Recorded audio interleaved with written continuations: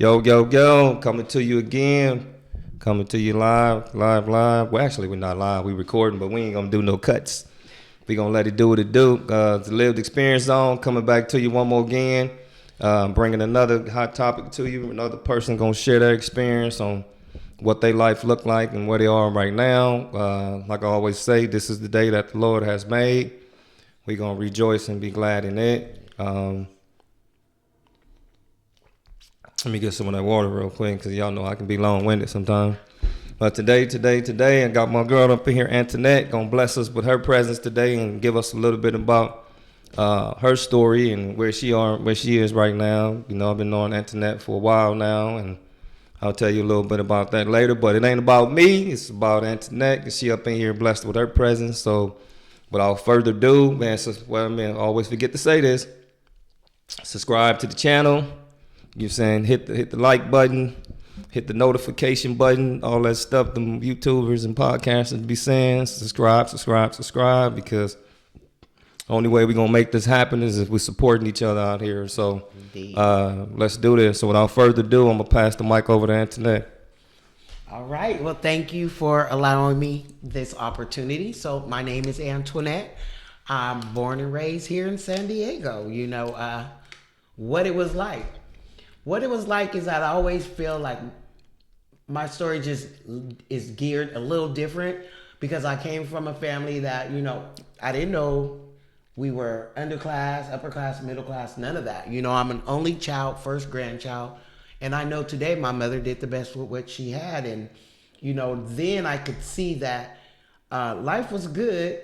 I just got to an age where that age clearly was 13. And I just thought I was grown, and my mom was trying to hinder me or run my life, but I knew what I wanted. And, you know, the only thing that I could say now after all my choices is probably the thing is for women or children like me who may have been sheltered, that when I made those opportunities to go out, because I was book smart. Okay. High school, graduated. I had my first child my senior year. When I walked that stage, he was 6 months. All AP classes, all advanced placement classes, you know? Okay. So I loved to go to school. And I remember as a child crying when I didn't make school because I was bussed out. So I loved school. But there was just something about the outside people, you know, that was doing something different. And I had a good childhood. Played outside, come in before the street lights. I had a childhood, you know, and I had an education. But when I got to those ages, I'll never forget. You know, my first run-in with the law was at the age of 21. I waited all those years till I hit 21. And let me rewind that, because the day of graduation, I'd never smoked weed, drank, any of that experience growing up during high school. Okay. I ain't steal my mama's car like my friends were talking about. It was none of that. And so it was my high school year. Me and my mom kind of bumped heads, and I moved in with my grandmother, and I went to the high school, you know, and grandma liked to play them card games in the garage, so I had a little flexibility, but it was still in the house before the street lights came on. And the day back up to high school graduation, I smoked my first Newport. I don't know if anybody remember that Crazy Horse, but I drank a 40 of that, and that was my first experience with getting drunk. Let me back up just no, because you hitting on some stuff, and I just want to make sure for clarity they know what you're talking about. When you say the street lights, like, tell me what that means. When you say the street lights come on, what that meant? So my mother was a single mother. I got to run outside, be a child, but when them light posts, street lights, when them light posts went on, you better be docking the door. Okay. And that's what we did as children. You know, my era. Yeah, I remember that. I remember that. I just wanted to make sure we yeah, them lamp posts. Yeah, buddy. You better be in. And so, high school graduation day, I smoked my first Newport, got drunk for the very first time. And I mean that drunk, I won't do it again. But now I done walked the stage. You know, my mom was kind of a naysayer because I was pregnant, but I graduated out of, despite her saying that I wasn't. So I kind of held in there, but I did. And I walked my senior year with all advanced placement classes. Nice, nice. Congrats. But I didn't go to college because I had that first son, their father, high school sweetheart, you know. So I'll kind of say right now to this day what I'll kind of be touching on, you know, I had a lot of firsts. 2 kids by the same man who was very abusive, you know. I survived that. But how I survived that was what we went through. He was removed, and then I found myself geared around some other affiliations. And I kind of leaned on them who kind of see me as timid. Okay. And I'm talking about the street life now. Street the gang members, okay. You know? Okay. And I just found them by the house parties. Mm-hmm. You know, and OG house party. OG house parties. and we came back across each other because we went to junior high together. And he seen the timid kind of, you know, when you yell, kind of, you know. And those gentlemen, those crowd of people, kind of toughened me up. And I'll never forget that, even to this day. Like when I got really, I made a vow, because the kid's father held me hostage. He did a lot of things. And when he was removed from the picture, I made a vow consciously that I would hurt anyone else before they ever hurt me again. And then now I'm around these affiliations. And they're toughing me up. And I remember them like punching me and me going, ow, and then hitting me constantly and saying, pain is only what? Until it psychologically clicked with me that pain was only momentarily. Right. Okay. And so that run-in with them kind of went.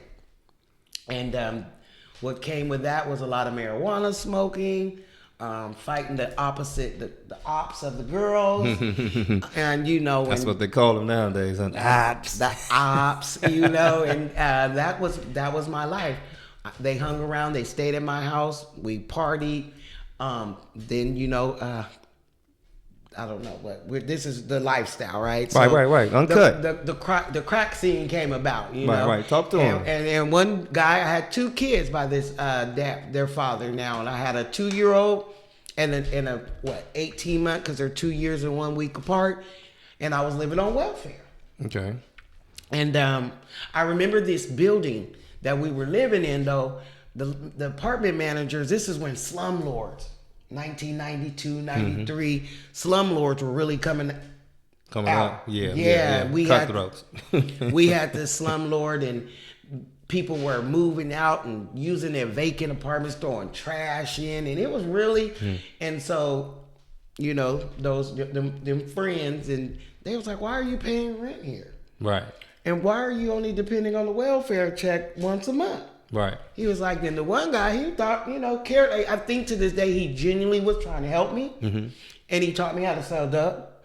But I ended up finally then knowing that, like, my house turned into the spot.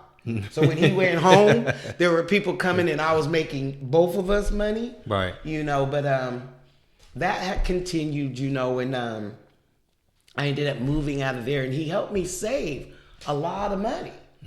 And then there was a lot of money coming in, you know, and I got used to that. And go to Long Beach, buy the best of marijuana and all that, you know. So now I'm thinking that, you know, this affiliation, they are looking out for me, and they're taking care of me. And I'm protected. My boy's father get out. He's from the other side. This affiliation they were blue, you know. And they made check that when he did come see his boys, because we never stopped that. Right. But there was nothing to cause me any more harm. Right. And so he had to respect that pretty much, you know? And so I ended up moving from there, and I remember about 1993, I moved, fellas still hanging around, but there was a neighbor that befriended me, and man, let me tell y'all, selling rock cocaine, this young lady got me to her house. And she rolled a Primo, which was marijuana crushed up. Not the Momo. The Momo. And I tried it, and I wish there was a disclaimer, because for 14 years of my life, I struggled with addiction. Okay. And it got bad. You know, I was stealing from my peeps, lying. By now, my mother sees something is different, and prior to that, she always faithfully came and got my children every weekend. Mama Dukes. And so with her coming every weekend and my life kind of drifting away from motherhood, it gave me more opportunity to party and see what was out there. Okay. And you know, and I could say that I was book smart, but I didn't get street smart until the disease of active addiction got a little worse for me, and then I found myself in places that I was like, whoa, you know, and it was be eaten or, you know, eat them. Right. Doggy dog world. Right. You know, and I was the one, because I've never had a problem hanging by myself. Real selfish, right? Self-centered from a childhood, from an only child, first grandchild, that I really took off in that. What's mine is mine. Right. I was going in men's when it rained. I'd go in a man's house, take over his house. You know, right. I was a boost to shoplifter. Right. Go rob from my community to, you know, right. fill his refrigerator so that I could stay while it rained outside. Right. You know, with a whole lot of other things. And for 14 years, and I remember my mother telling me, as long as you losing it crazy, don't knock my door until you get yourself together. Right. And for 14 years, in and out, I kind of tried some treatment centers, but some way, some form, not changing my thinking. I ended up going back to those old people places and things. Okay. And so I'd get 18 months. That was the longest before. We'll go next. But I'd get 18 months, and then I would go back to those old people places and things. And, you know, it was downward spiral. Right. Okay. You know? And it was a lot of things, you know. But back before that, I could never forget. So it was 21. I had, because of my affiliation, and pain is only momentarily, we was partying in the house after I had moved. I had a girlfriend over there. We would drink, we would party, and there was a young lady I had put out my house, and she came back. And because we fought on the sidewalk outside of my house, the fight got really violent, and I was the violent aggressor. And the young lady ended up with her face slashed. You know, I actually, you know, I slapped her with 32 ounce. Alcoholics, that was the only weapon around the house. Right. And she ended up going away, but she went to the police station and she told on me. And a couple days later, the police came to the house and they arrested me. And I was arrested, first time ever in trouble, but they did get me for assault with a deadly weapon with great bodily injury. And that was the time when Violent Strikes came out. What year was that again? That was 1990. Probably about 3, 4. I would say about 1994. Yeah, I remember that change in the law. 3 strikes, and then the violent crimes went to 85%, and I was like, yeah, that's when the whole, everything changed at that point. Right.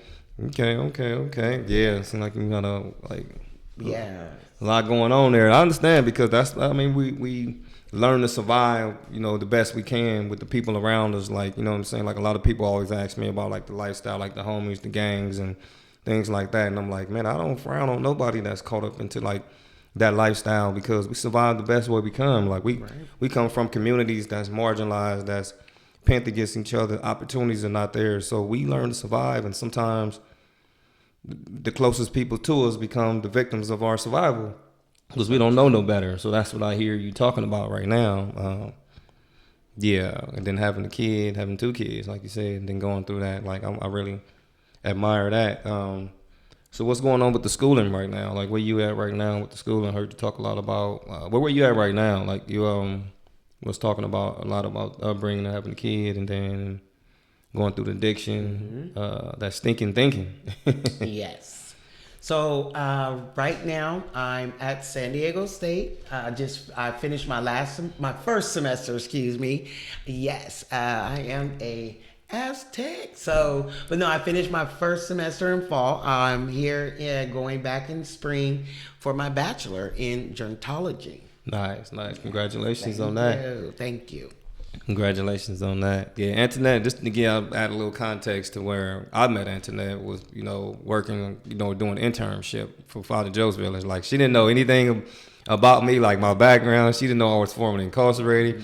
I don't even think she even knew I was from LA. I don't even know if she even peeped any of that, But she was very influential when I was watching the way she ran the Neil Goodday Center. Like, that was really rewarding to see there, and I learned a lot from her. So it was like, I think we was at the Black Studies, the graduation at Miramar for our AA degree, and then it was like almost 2 years after we was working there when I was in internship up under her leadership. And then that's when she was telling me about going to state and everything and Project Rebound and everything, and I was like, yeah, get up in there. Yes. I was like, happy to see you up in there. Thank you. Well, that's a good thing. I know you proud of that, to be it's your hometown school, so I know that's got to be. Yes. Have you ever thought about San Diego State? Like, have it ever? I know you went through learning school and then, having a kid going through an abusive relationship, which we don't want to overlook. Most definitely tip my hat to you for surviving that. My mom's was, involved in, an abusive relationship with my step-pop. So I know kind of what that feels like to see that and then to just know how she must have felt going through that. I'm just wondering if you ever envisioned at some point throughout that struggle that San Diego State would even be imaginable. Never at all. March 13th of 2013 was the day that my life changed. And when I say my life changed is when I finally surrendered. And for the past 10 years, I've used no mood altering substances. And I was introduced to these women and men who had went through some similar experiences, but they talked education. Okay. And this is where it drawed me back, because I've always loved school. Mm-hmm.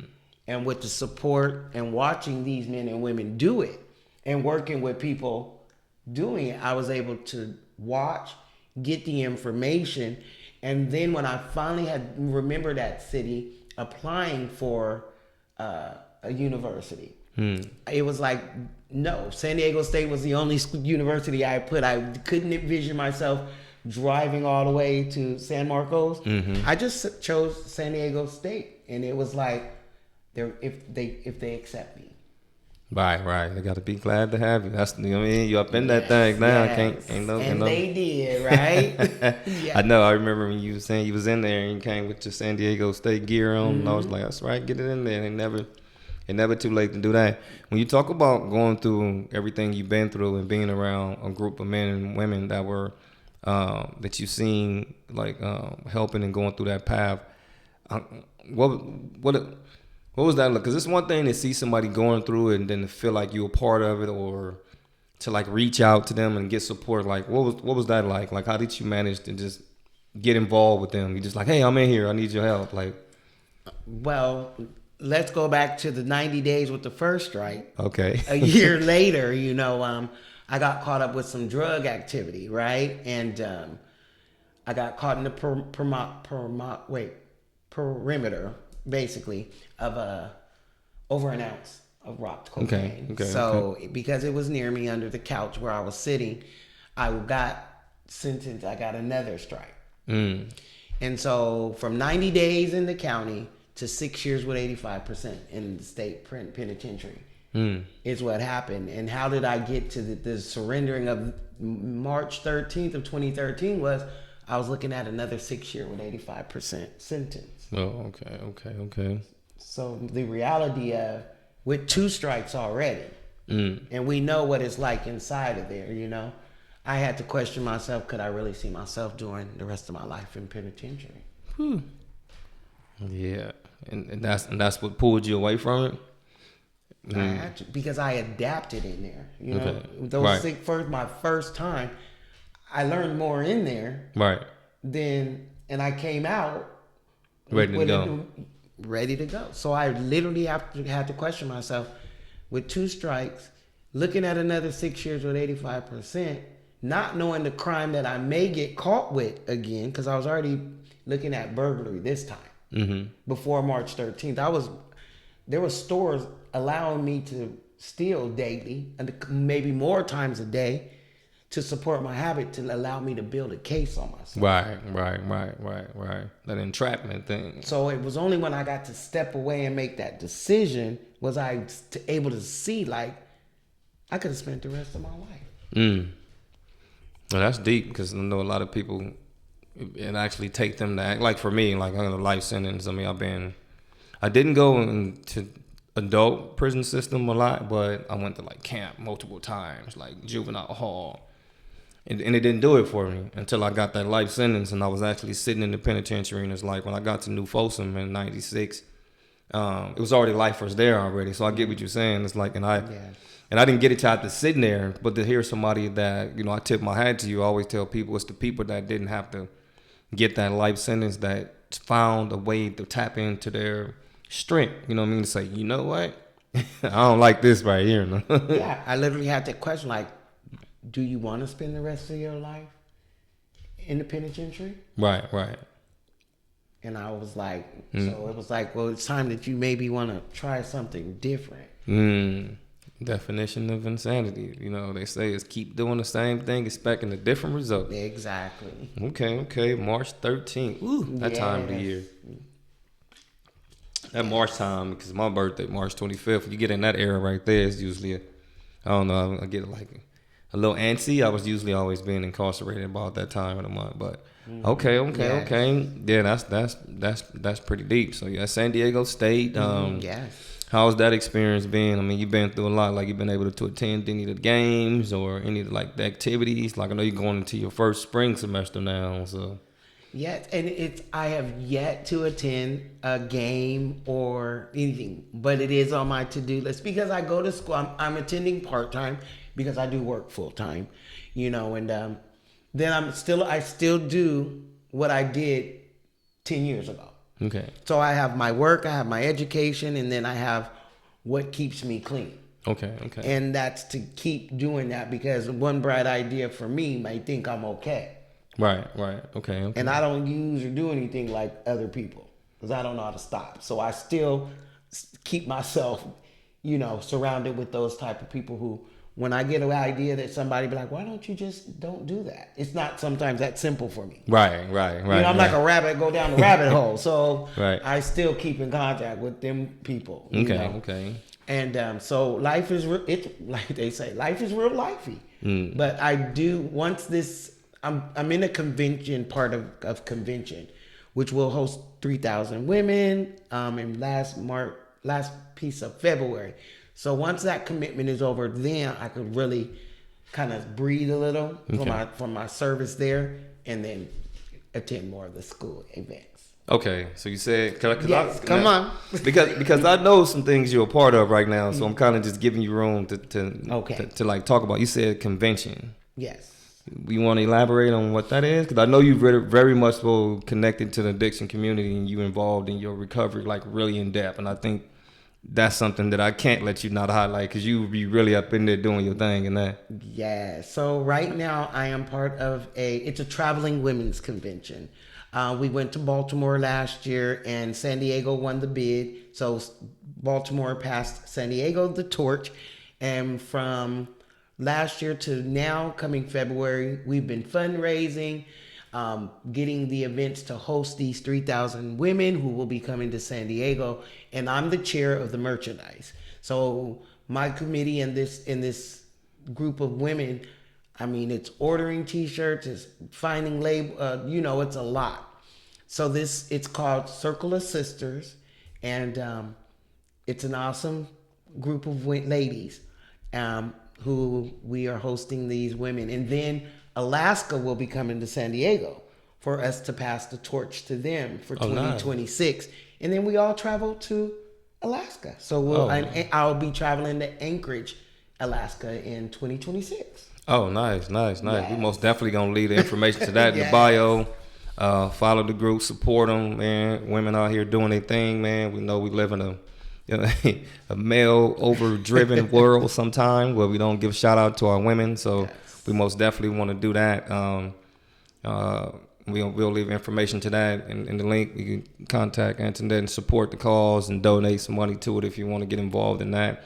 What else do you got going on? I know you got school, you're doing the convention, you say you're working. So what's going on with other areas of your life? Let's see. Well, I work full time. I've been in this position for 3 years. I've been doing social services for now in the last 8 years, and I think that comes apart with all that I've done to the community. Like I always say, when I stopped using, my community is happy for me as well, because I destroyed my community, right? And so now my part of it's been my 360 of giving back. Like, it gives me a sense of selflessness, helping others. And so from where we met, Father Joe's, then it went over from singles and that population to now I'm at Jewish Family Service. Okay. And the program is the Family Support Liaison Program, where we work with African American, African immigrant families. Okay. So I've shifted towards single individuals, and now with these little people, the children and the families, it could be challenging, but at the same time, it's rewarding, because for me, born and raised here in San Diego, working this social service, I kind of feel like a real useful, resourceful walking book of information for people in our community and our families. Right. For sure. Yeah. Yeah, I just wanted to get it out of her. I didn't want to say it for her. Like we actually work together at the Jewish Family Services. And it's been an honor. I mean, I know when I started working there in May, I have no idea. Like I say, Antoinette was somebody that was there for me. And I'll tell you a little bit about that a little bit later. I also work there at the Family Support Liaison Program, Jewish Family Services. They're working with African American and African immigrant families, trying to make sure they stay out of child welfare services. Yes. So what is your job there? Like, what do you actually do there? What type of services are you do there? Well, I'm a family support specialist, and I advocate for the families. There's so many obstacles that these families may be experiencing. No two families are the same, but like today, it was a family, and I went with them with the documentation to open up a savings, a credit, checking account. Nice. Because they're in a placement where housing will come. And I was told, you always keep something for a rainy day. So when that time comes, they can move into their place, and they'll get the services, but to get those things that are uniquely their taste. Right. Okay. So that's what, and I just connect them and go with them. I'm the passenger, they're the driver. And that's what I like to emphasize to the families. It's like, I'm not going to just send you there. I'm going to get the resource, make sure doors have already been closed. I don't want to send you and another door closes. So I do that research and I go and support and ride with them, even if I'm driving, but I'm still the passenger, and it's their journey. Nice. And that's always good. I like the way you say that. It's their journey. Like they're the driver, you're the passenger. And I think that's really big, like especially like working for a program, like coming full circle like that. Like that's really admirable. Like seeing, and that's what the whole object of this whole experience is, this lived experience on. Like, they just told you a powerful story about survival that a lot of people look at and be like, oh, these people just out here doing wrong. But you really just trying to survive, you know what I mean? The best way you can. And sometimes you make some bad decisions, but that hustle though, that I'm see you learning and picking up in the streets and with the homies and, the homegirls and everything you was doing. And then changing your life and then using that same hustle, like we was talking last week about, doing all the right things for the wrong reasons, but now doing all the right things for the right reasons. Right. Like, call that integrity, right? Yes. Building it up. Yeah. So the Family Support Liaison Program, like, what is one of the most? I mean, because I know, like you said, like I can identify with that too. One of these days you'll hear my complete story, which you know a lot about it. I know. What's one of the most rewarding moments you had, like everything you've been through, like when it comes to like helping these families out? Because I know you've been in positions where it's just hurt people, you know what I mean? Or taking it, whatever we was doing, like, you know what I mean? It was one moment that or anything that you have to this time, like. I think the most thing that I really enjoy doing is that I'm put in a position where my transparentness and the way that I go in is that I do build a rapport with most of the families that I engage with. Okay. And because the enrollment, I think my enrollment percentile is up there, because I'm my authentic self. I always let the families know, like, please don't get confused that the person that you see here sitting before you today has always been this person. Right. I've been through some stuff. Yeah, so please don't look at me and I'm not doing, and it's vice versa. Right. And I can actually say when I have families that have completed the program still call my work phone. Right. It's after that, and still reach out or ask me for resources or a service. That says a lot. Mm-hmm. Says a lot. Right. And the greatest is that I never did mention, but my 3 languages. Right. So I've been able to speak, interpret. Right. Reach out to Spanish speaking families. I do American Sign Language. Mm-hmm. So I've been in that place when we were at Father Joseph. I utilized that more than this position, but I just love speaking and talking. I've always said I could sit on the bucket and strike a conversation with anyone. I'm not afraid. Right. Everyone has a story. Extrovert. So you think you're an extrovert or introvert? Oh no, I'm very much. I'm social butterfly, extrovert for yes. Oh, People are interesting to me. Right. And I think that's the good thing for me. I learned about school coming home after doing like the 22 on the life sentence. I remember I was going to college and my professor, I'm just like I was looking at college and I was starting to not like it because it felt like when I was a kid, like when my mom used to get me up and be like, go to school and it's math, science, English, social studies. And I was like, man, it seems so mechanical. And I remember my professor, Dr. Mayasa, and Anita Starla in the Black Studies Department at Mesa College. They was like, school is like, the college is, it's a network of learning about different cultures and connecting with people. And it changed my idea. Now I go in and I'm just like, even though I talk a whole lot, I'll just be like, people are interesting though. Like they are. Man, it's so talented and there's so much you can learn from just really listening from the heart. Like, so I hear you on that for sure. You about to say something else?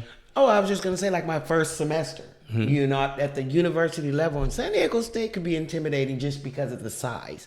But it was amazing that in my classrooms, the settings of how people just meshed and connected. Okay. Because I met some classmates that were really in my first group assignments, and those happy holiday group chats still went on Happy New Year, So it was some networks made. Mm-hmm. Very interesting. So. And you probably gonna see them same people. Trust me, my first semester was like, I didn't realize that we all, because you're on the same track sometime, and the same people taking the same classes because you're in the same school of social work or dermatology. Mm-hmm.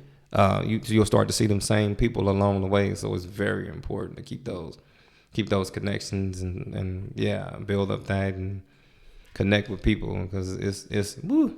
I remember in orientation they said make your networks because these will be your future colleagues. Mm-hmm. Mm-hmm. And that really stuck, you know. Yeah, and that's how it is. Even right now, like earlier I was doing a case conversing with one of our colleagues.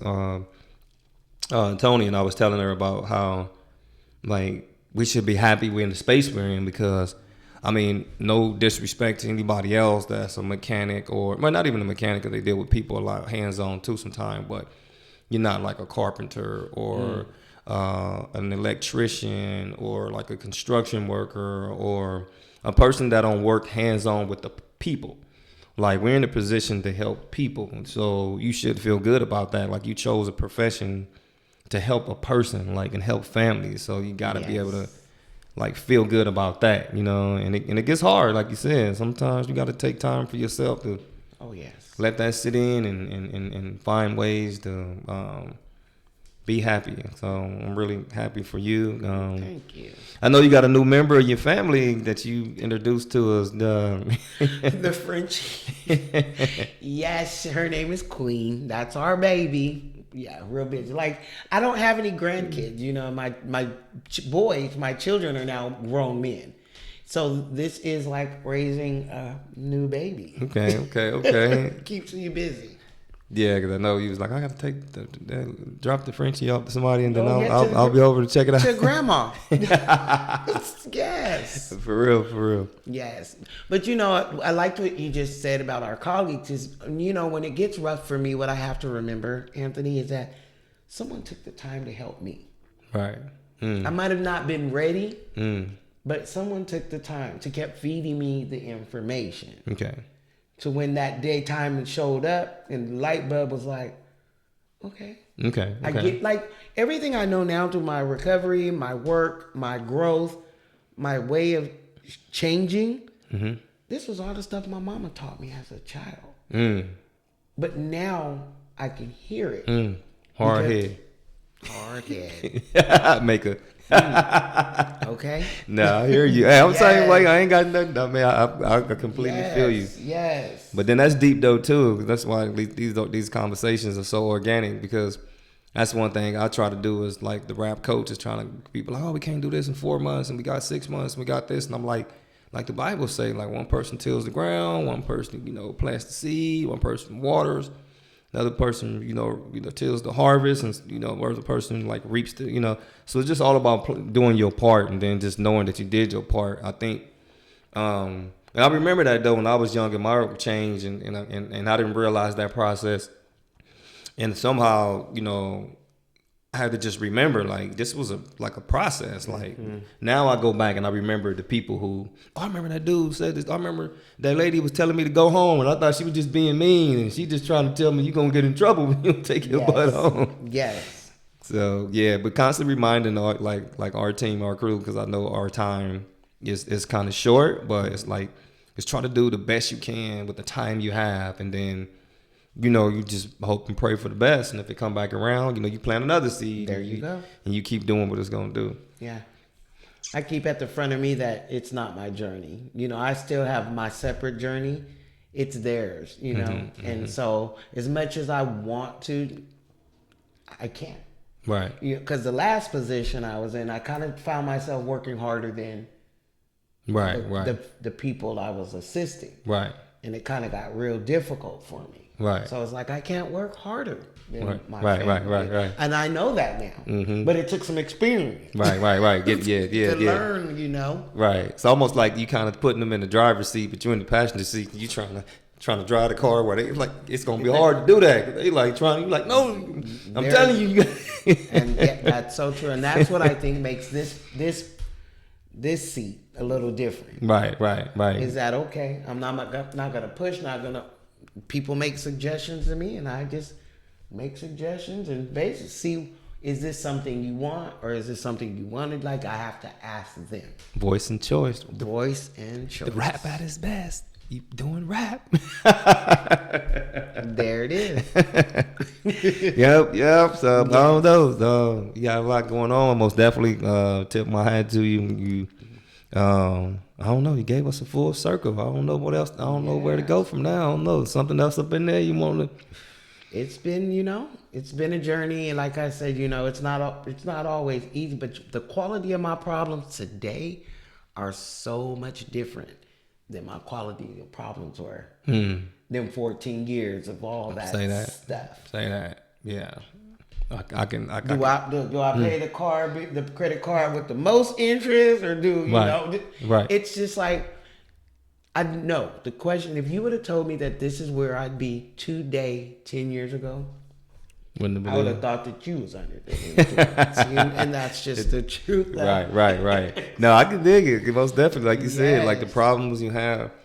Like it's so like even when I'm in school and I'm talking to a lot of people that didn't grow up in environments that we grew up in, and I get it. I'm not saying my stresses or my problems or make it anybody else's less important, but it's just like to the extent that people have stressors. It's like, man, my stressors used to be way different. Like I was worrying about life and death sometimes versus do I want mixed vegetables? Do I want corn? And do I want to wear a certain thing? Or like you said, where I'm going to eat? Or like, what am I going to eat?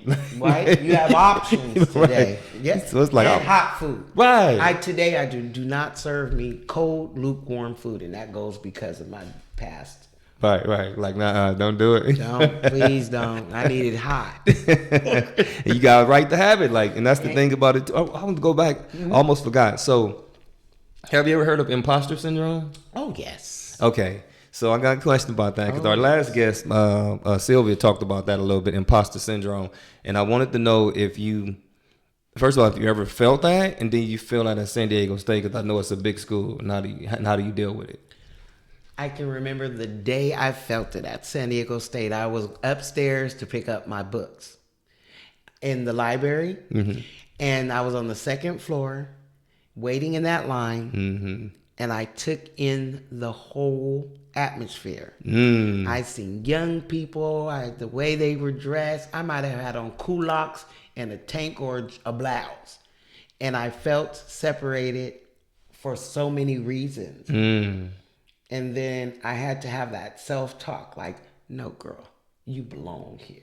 Right. You did the work. Right. But it was intimidating. I wasn't showing flash, you know, I'm up in age, you know, and my face was the only kind that pretty much I seen some, but it's always been like, for me growing up, that dark skin, light skin. But I've learned through my process to be comfortable in the skin I'm in. Man. But I had to have that talk. Man, say it loud.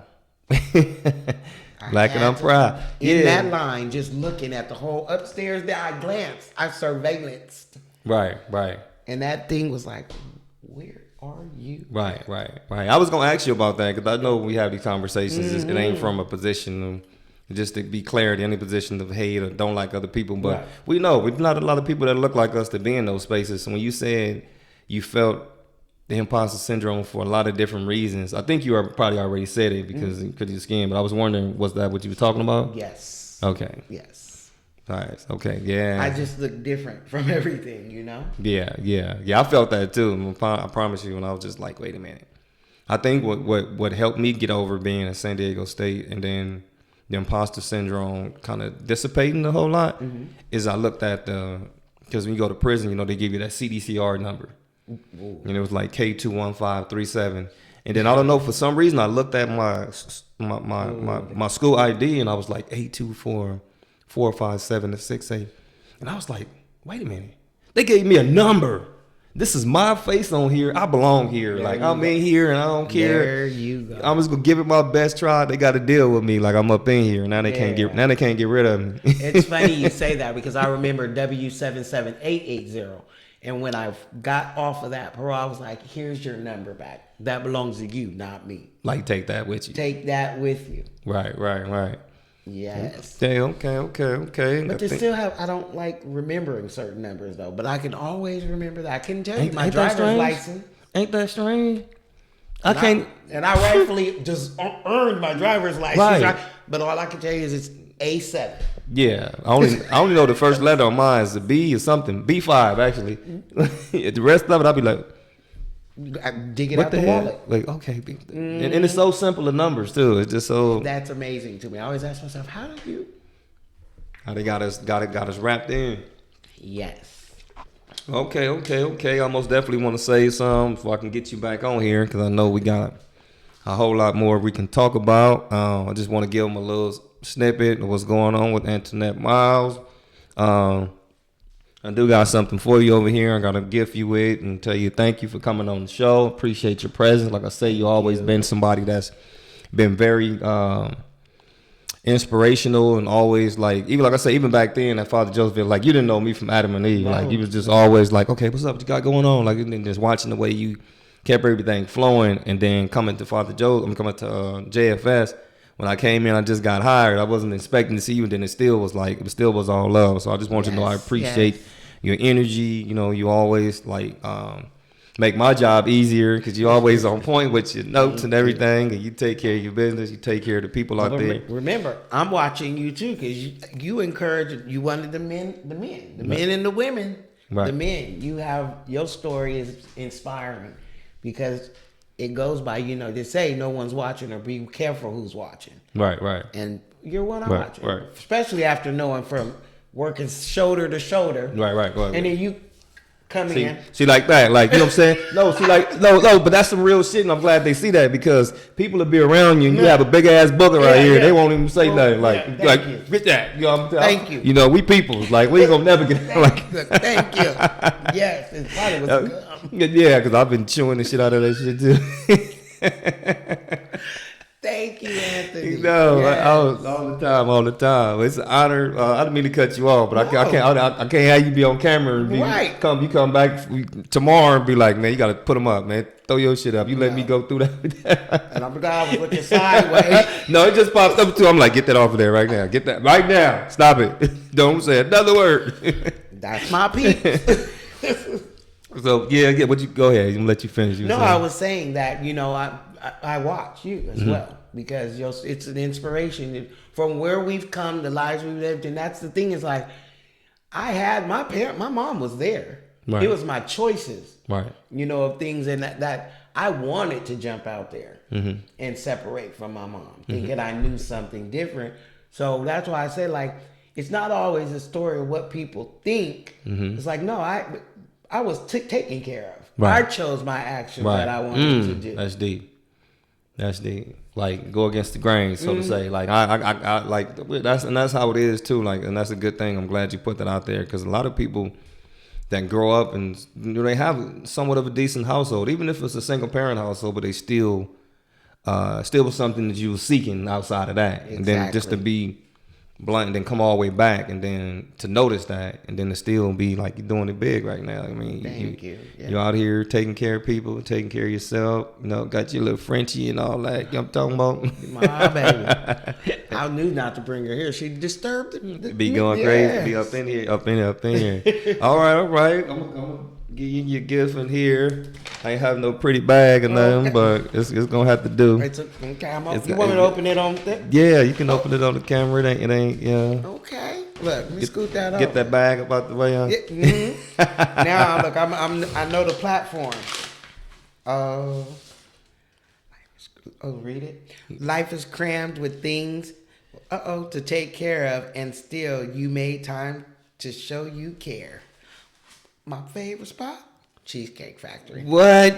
Yeah. Seriously? Oh, I love cheesecake. Well, you said you don't want no cold food, so I'm glad I got you.